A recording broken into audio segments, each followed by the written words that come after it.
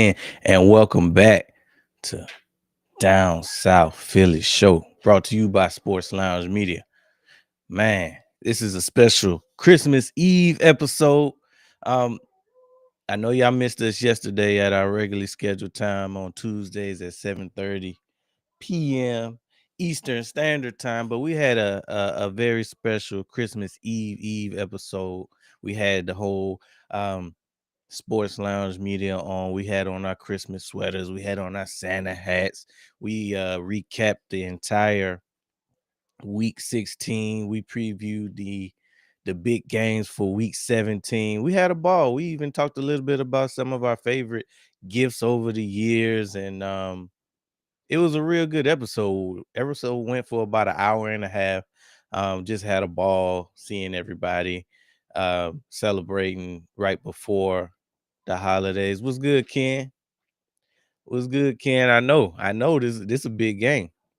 This is a big game, and I know that y'all gonna be looking at this one with some close eyes in New England because it's huge playoff implications with this one, as you know, with a lot of other games that are being played on this week. But the game that I'm talking about, and I'll talk about a little bit more in the second half of the show, the Bills versus the Eagles. But before we get to that, we have to talk about uh, the win against the Washington Commanders. So NFC East divisional opponent.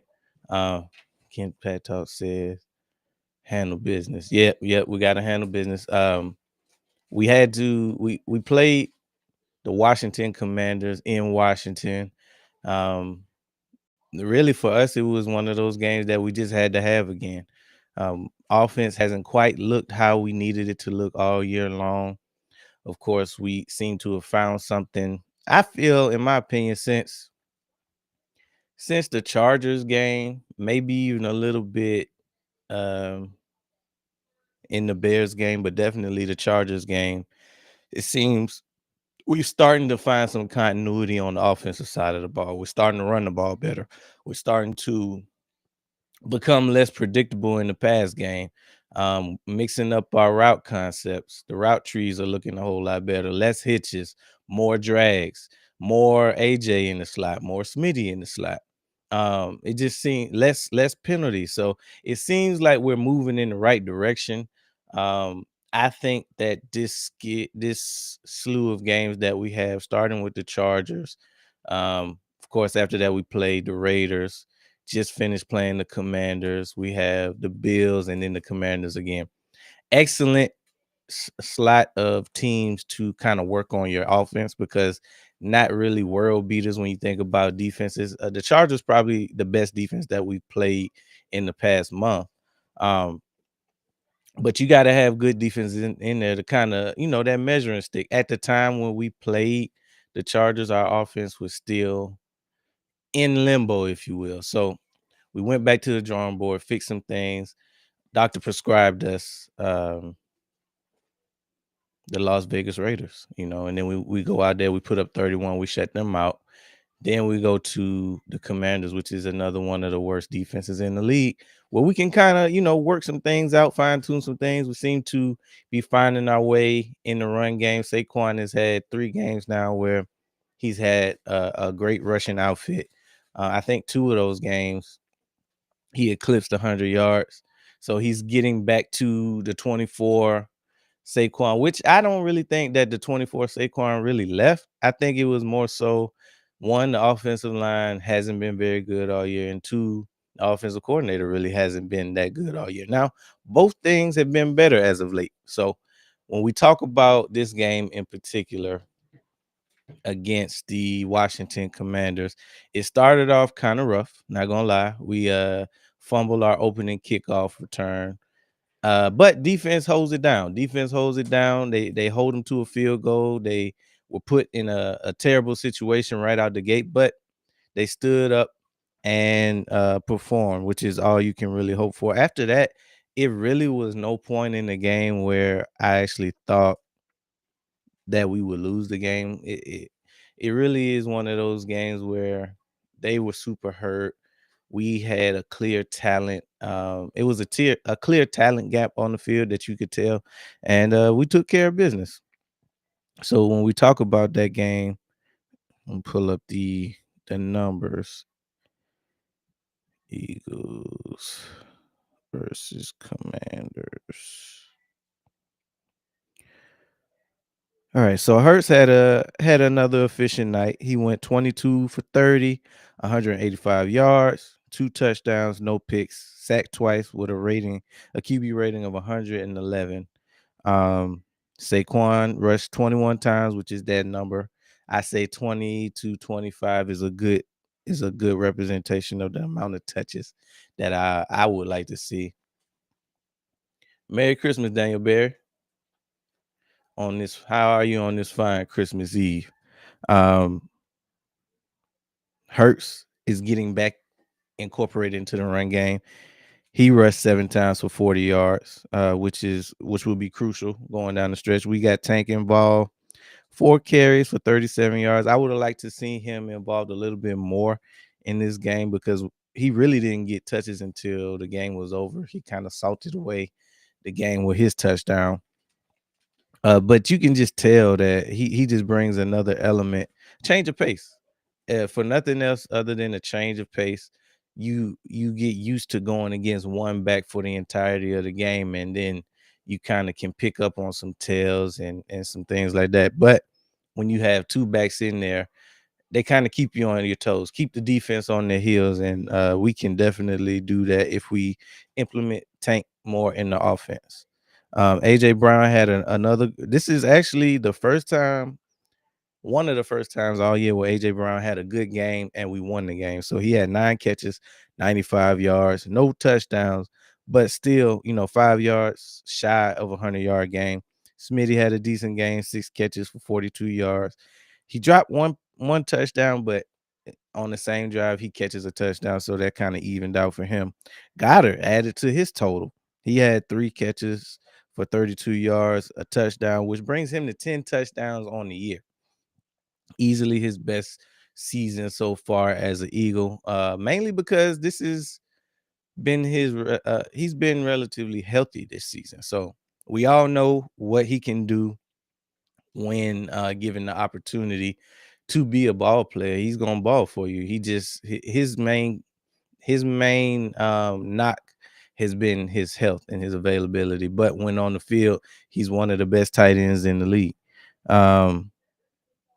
Big shout out to Jordan Davis. Jordan Davis, phenomenal game, phenomenal year.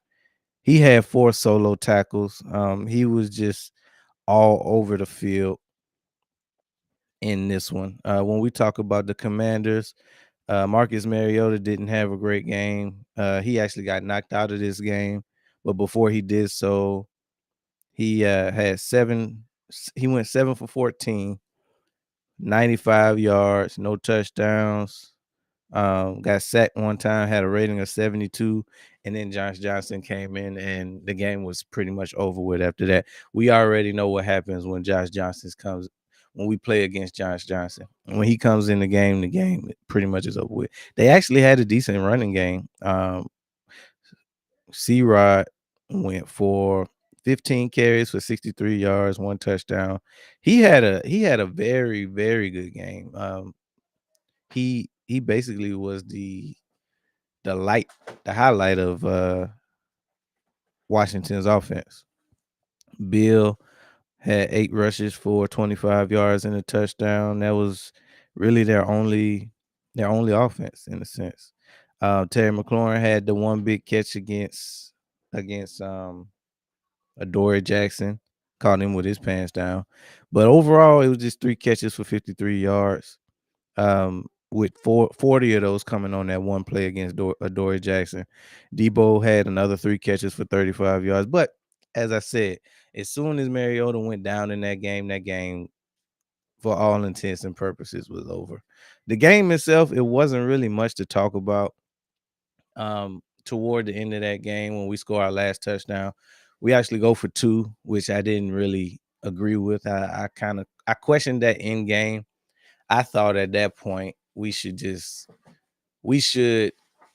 kicked the extra point no matter how bad Jake Elliott was playing. He missed 3 kicks, 2 of them officially, but 3 overall in that game. And it's got Eagles fans ready to write him off. If you can remember though, he had a rough season last year down the stretch, going into the playoffs. Gets into the playoffs, one of the most accurate kickers, and you know the rest about him kicking in the Super Bowl and helping us advance to the second Super Bowl championship in franchise history. So I'm not too worried about Jake. He's given us our shares of ups and downs, but plenty of ups to think of. I'm not ready to write him off. He hasn't necessarily cost us a game, so I'm not tripping. We'll see. We'll see. We'll get to that one. As of right now, I'm saying keep him. Don't worry about it. You know, it just kind of is what it is. Everybody at some point, every part of our team this year has had down. So you can't just throw away somebody when they're having, a slump in the season. So I got all the faith in the world that he'll figure it out come playoff time. Um, but outside of that, it really wasn't much to talk about. After we go forward, that's when we kind of have a brawl. You already have tempers flaring because they were in their feelings about the 55-23 loss last year. So of course they were going to come into this game juiced up. Of course they wanted to get some get back, but they just didn't have the horses. And then for us to pretty much put the game away at the end and then go for 2, it kind of added insult to injury. I wouldn't have done it, but it just kind of is what it is for that. Um, got into a little brawl, a little scuffle. I think Tyler Steen got thrown out and 2 to 3 commanders got thrown out, but it was at the end of the game. Doesn't really affect this game coming up. So it just is what it is. You just kind of move on from that. Excuse me. The biggest thing about that game, honestly, was just the fact that we were able to clinch the division. Something, it's kind of whenever you want to have a successful season, this is the first goal that you have. So obviously, with that win, we punch our ticket to the 2025 playoffs. We also eliminate the Dallas Cowboys from playoff contention. They already had like less than a 1% chance. The only reason why they even had a chance was because we went on that 3-game losing streak. But hey, we get our act together. We beat a struggling Commanders team to win the division. First time that any NFC East team has won the division in back-to-back years in the past 20 years since we did it. And then when we had done it, that I think we did it like 4 times in a row. Um, so that was the best part about this game, is that we were able to get the dub. We were able to clinch the division. We were able to secure a playoff spot, guarantee us a home game, and eliminate the Cowboys all in the same one fell swoop, right? And then the Cowboys go out and they lose to the Chargers. So it really wouldn't have mattered. Now, one would argue that maybe they would have played harder had they had a chance to keep their season alive, but I don't think they would have beat the Chargers anyway. But we'll never know. They got eliminated before they could have a chance to keep their season alive. So huge shout out to the boys for checking off the first accomplishment on the list. Like I said, when you have Super Bowl aspirations, when you have aspirations for a successful season, this is normally the first box that you got to check off. Win your division, check. But we also got to talk about the Pro Bowl. So we have 5 players that were selected to the Pro Bowl: Cooper DeJean, Jalen Carter, Quinyon Mitchell, Cam Jurgens, and Zach Bond. Now, where I go to with my question marks, Cam Jurgens has not had a great year, in my opinion. And I think a lot of, if you ask a lot of Eagles fans, they will say the same. Jalen Carter, while I'm not going to be mad that he was selected, 2 things about him. He's been injured all year for the most part. And even when he's been there, he hasn't been a Pro Bowl caliber type of player. Has he had some moments? Absolutely. But I would argue that Jordan Davis deserved a nod over Jalen Carter because he's been more consistent throughout the season, and he's been more dominant for a longer stretch of time. Um, Jordan Davis has played every game this year, if I'm not mistaken, and he's had great. I'm talking about a huge impact on these games. So when you think about some of the games where he's had the biggest impact, he blocked the game saving kick against the Rams, and then returns that for a touchdown. Helps us get a huge win over the Rams, who are one of the best teams in the NFC. In the When we talk about the Detroit Lions game, he batted down 3 or 4 passes, which helped us, keep them at a very low number. I don't think they got but like 9 points, maybe 10 points in that game. But he helped keep Jared Goff in the pocket. He helped speed up his clock, and when he did see somebody, he had the pass breakup. So those are two games that stick out to me. There was also another play during the Rams game where Jordan Davis runs down Matthew Stafford and stops him from converting a first down play, which I don't think he makes that play last year. You can tell that he came into this season with a certain kind of mindset. He came into the season thinner. He came into the season more focused, and it's been paying dividends. He's been one of the best players on the defensive side of the ball, which was very much needed because, like I said, Jalen Carter hasn't been right all year. He came into the season hurt. He was hurt in the offseason, kind of missed all of camp, and just really hasn't been himself due to those injuries. And you can kind of say the same thing about Cam Jurgens. Hasn't really been himself all year. Suspected that he's really been riddled by injury. He had a back issue, had surgery on his back. Didn't really get to have a full off season like the players typically do. But Cam Jurgens and Jalen Carter are in the same boat to me in that I'm not going to be mad that they were selected to the Pro Bowl, but it's just one of those where head scratches where there are more deserving Eagles than these guys. But hey, shout out to them, especially for Coop and Quinion because they've been locked down all season. Zach Bond has just been Zach Bond, huge fine. Second year in a row where he's just been, a continued leader of the team.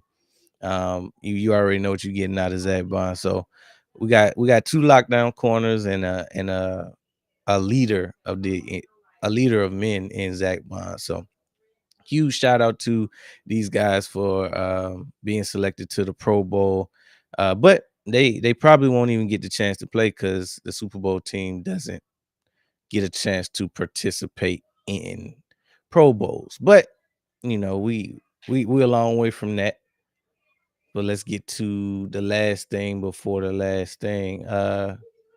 Speaking of Coop, he got player of the week. He's just like Jordan Davis. He's been consistent all year, locked down in the slot, locked down when he is asked to play outside in base formats. Excellent tackler, all around one of the best defensive players we have, and just consistent, shows up every week. Probably the best hands on the defense. I would argue that Coop has the best hands on the defensive side of the ball. Even with Quinion being locked down, he will break up a pass, but he just won't catch them. He got hands like a snake. But that's not the same with Coop. Coop actually just got a interception, which helped him get this player of the week on the defensive side of it. So he was the NFC defensive player of the week this week against the Washington Commanders, where he got a pick and some huge play, not only in that game but all year long. So shots out to him. Coop, was he a steal? So when we got Coop, it was at the top of the second round. We traded up, actually. We traded with Washington. Washington let us trade up to get the services of Cooper DeJean. If you can remember, the reason why we even had to take two cornerbacks at the top of the draft was because of how bad our defense was, specifically our defensive coverage. So we were one of the worst defenses in the league, and if you know anything about Howie Roseman, he doesn't let the same thing ail this team year in and year out. So what do? We go out and get Quinyon Mitchell in the first round. He actually drops to us at the end because I think we got him at like 18 to 20 something. I can't remember exactly what, but huge opportunity for us because we didn't have to trade up to get him. He probably was a top 10 talent. Now that you look at him, if you were to redraft, he probably doesn't make it out of the top 10, maybe not even the top 5, if I'm being honest. But he drops to us. Then we see that Queen Cooper DeJean is still on the board at the top of the second. So we have to make a move. We do. We go ahead and acquire his services through the draft out of Iowa. And boy, had these two been special. They just been the best compliment or the best testament to how good a player is, especially a defensive back, is if you don't mention them. And we rarely have to mention these two players when they're on the field because they just lock down their position. They lock down their responsibilities. So that allows you to, shade coverage to the weaker players on the team. That allows you to play around with things on the back end and it gives you puts you in a position to, send pressure if you have to. But now that the defensive line is kind of figured some things out from a pressure standpoint, hey, now we got the front end working with the back end, and we're becoming dangerous at the right time. So we have a great opportunity with 2 games to go. If we win out, we'll be 12-5 after a hard fought season. This is, we kind of let a few go, but considering that we had one of the hardest schedules in the NFL this season, if we were able to go 12-5, I think that's a huge feat. As it currently stands, we're in the 3 spot. We would definitely be no worse than the 3. Here's what has to happen though. We have to Not only do we have to win out, but we have to hope for teams like the Bears. We have to hope for the Rams, and I think it's really just the Bears and the Rams and the Seahawks. The Bears and the Rams and the Seahawks. If they can somehow lose out, that would give us a clear path to the 1 seed if we take care of business. So that's the first thing. We got to take care of business on our end. We got to win. We got to win out. We got to beat the Bills and we got to beat the Commanders again. So this game against the Bills is going to be super important, guys. Let's go ahead and break that down, that matchup between the Bills. But before we do so, we got to pay some bills. So we'll be right back after a word from our sponsor.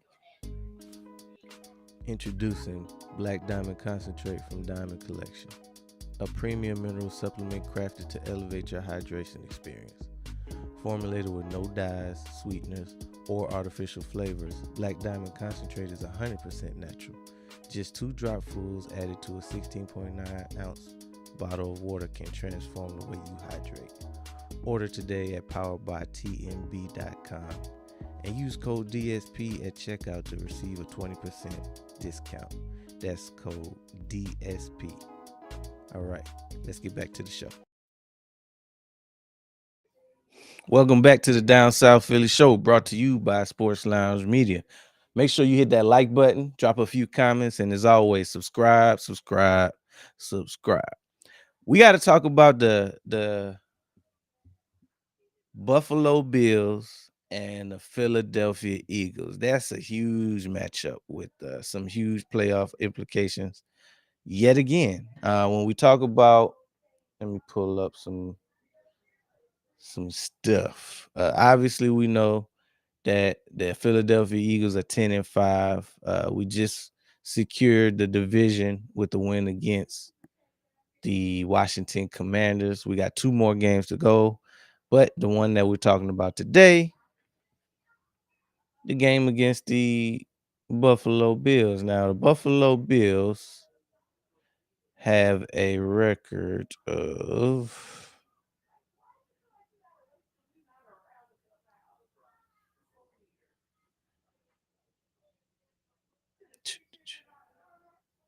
What's their record?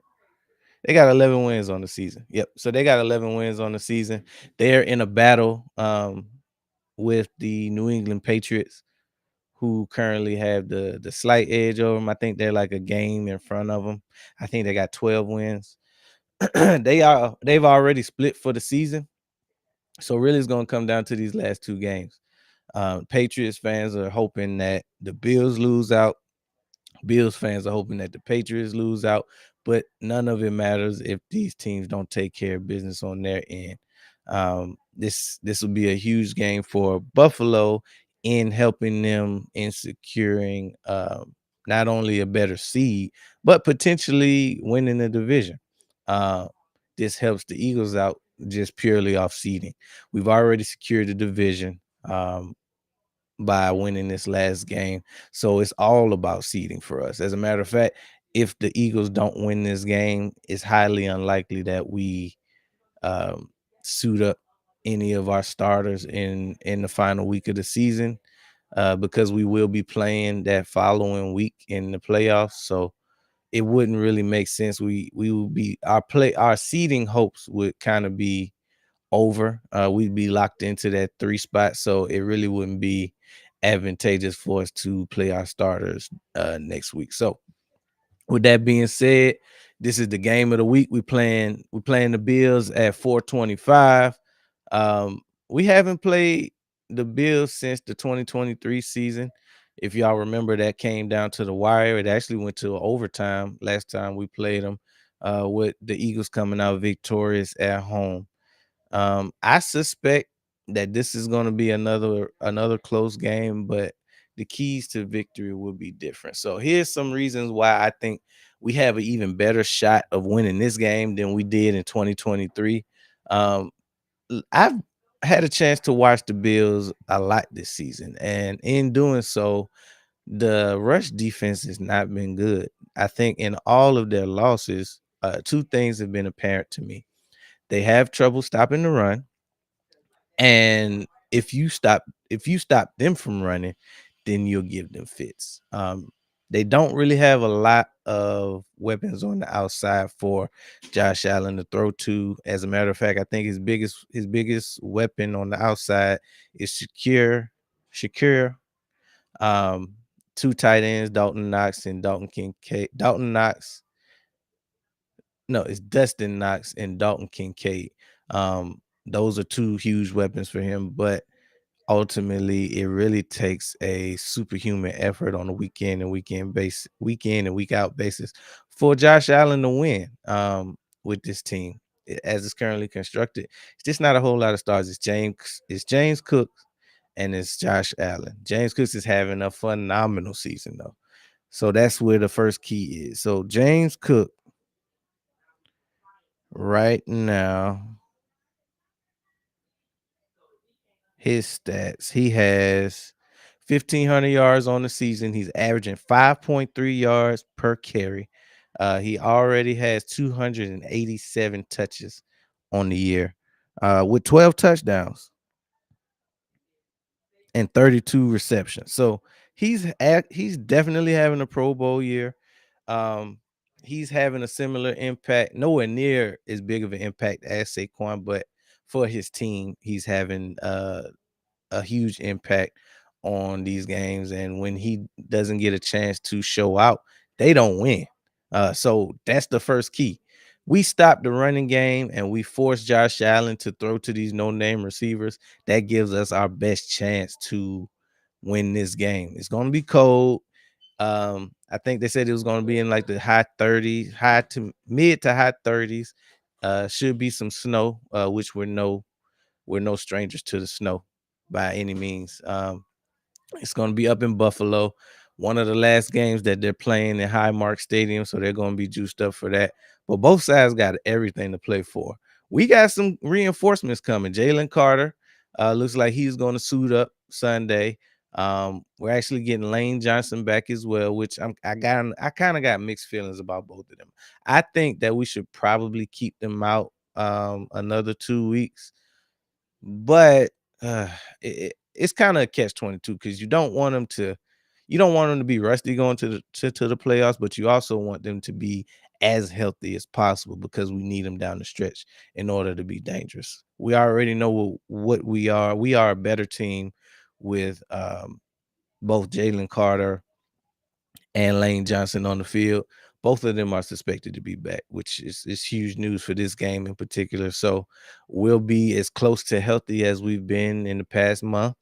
Um, and offense is starting to figure some things out. So on defense, like I said, we need to stop the run. And then after that, we just force Josh Allen to throw to these no names receivers. If they beat us, then that's another story. But I'm not too worried about them offensively. And defensively, like I said, it's all about our run game. If we can continue to build upon the success in the run game that we've had over the past 2 to 3 weeks, we'll be just fine because the Buffalo Bills are terrible against the run. Um, I need to pull up some numbers on this defense. Bills defense.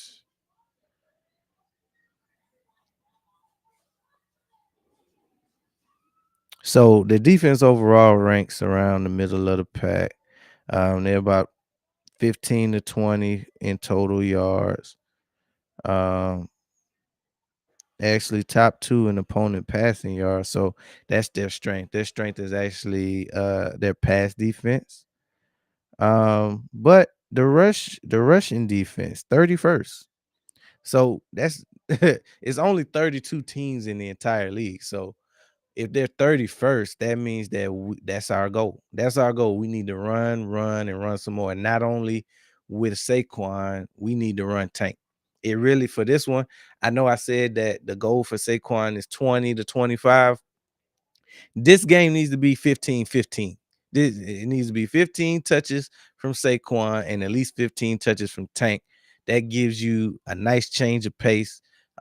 This is a soft run defense, and we need to go ahead and assert our dominance early and often on the offensive side of the ball, which will open up some more things, opens up the lanes for us to throw to Goddard and AJ and Smitty and the rest of the crew.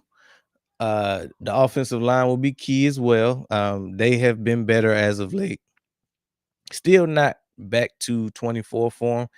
And at this point, they probably won't be. We got to be honest with that part of it and realize that they just aren't as good as they were last year. Now, you can attribute that some to injury, you can attribute it some to play call and whatever. This What we have now is pretty much what we got to roll with in the playoffs. So with that being said, I don't expect them to get much better but they have improved. They've improved from the first half of the season. So that's really all you can hope for at this point in the season, just to continue to build on that, assert dominance in the run game. Impact players gonna have to be the offensive line, and also Jordan Davis and Jalen Carter are going to have to be stout in the middle of that defensive line. You cannot let James Cook get off by any means, because if he gets off, that just opens up a whole can of worms with what the Bills can do offensively. So that's the most important key in this game: stopping the run and asserting the run on offense. If we can focus on both run games in this one, we'll be in pretty good shape, in my opinion. So I gave you my impact player, which would be Jordan Davis, Jalen Carter. Um, Keys to victory, like I said, will be stopping the run, stopping James Cooks, and also establishing a run with both Saquon and Tank on the Eagles side of the offense. So other than that, I didn't give you my player of the game for I got to give you my player of the game for the Washington game. So in the game against Washington, the player that sticks out to me the most,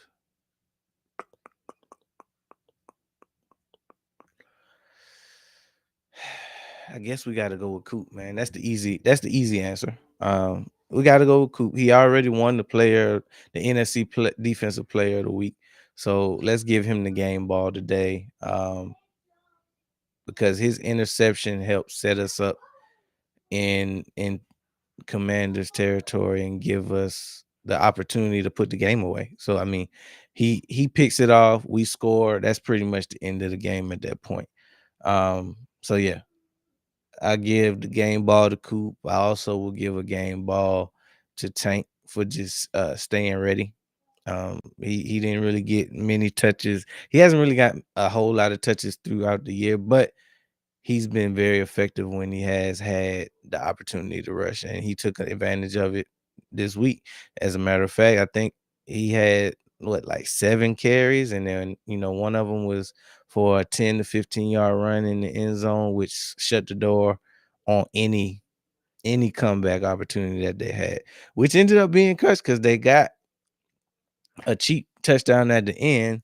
That if we don't score on that drive, things could have been interesting because they went for 2, they got that as well. But because we were able to score enough points earlier, it wasn't an issue. So game balls go to Tank on offense and Cooper DeJean on defense. Other than that, I'm excited, man. We got to win this one.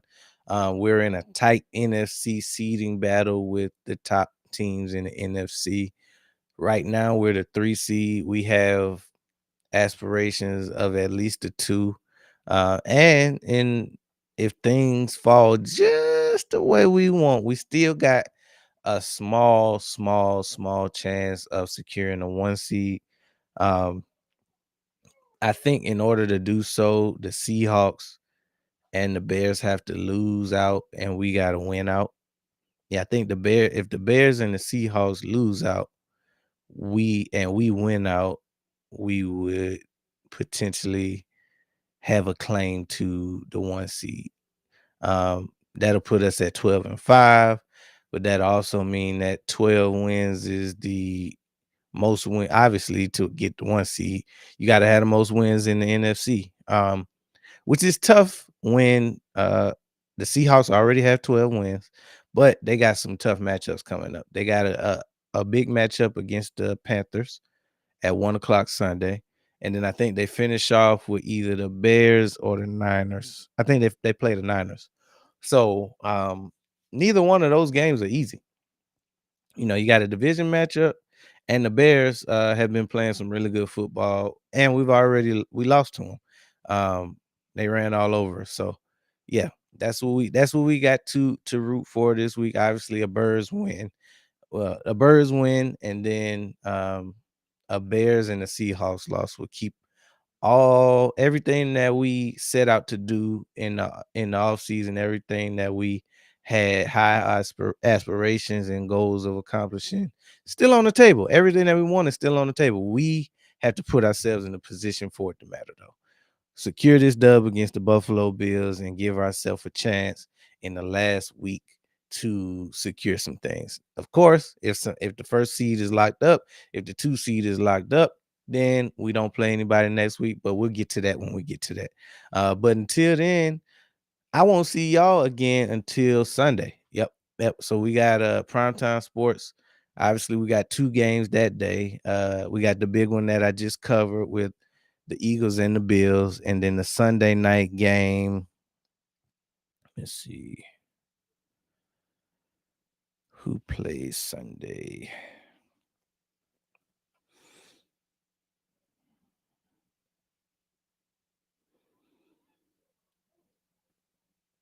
Sunday night game is the Bears and the Niners. So we'll be rooting on the Niners to beat the Bears in that one. And then Monday night, we'll be rooting for the Falcons to beat the Rams in a huge upset. So that's cool. That's good. So we'll have the Bears and the Niners. We'll have the Rams and the Falcons, and of course the Eagles and the Bills. So the 2 games on Sunday: Bears, Niners, Eagles, Bills. Monday night, Rams and the Falcons. So we'll see y'all Sunday. Merry Christmas, and go Birds, go Birds. You'll see us Sunday rooting for the Birds, so stop on by. We got a watch party going on at 425 where we will root on the Birds as they take on the Buffalo Bills in Buffalo. That's my time tonight. Hey, I want to wish everybody a happy holidays. We got Christmas tomorrow. If you don't celebrate Christmas, happy holidays to you. And we'll see y'all Sunday. But until then, go Birds.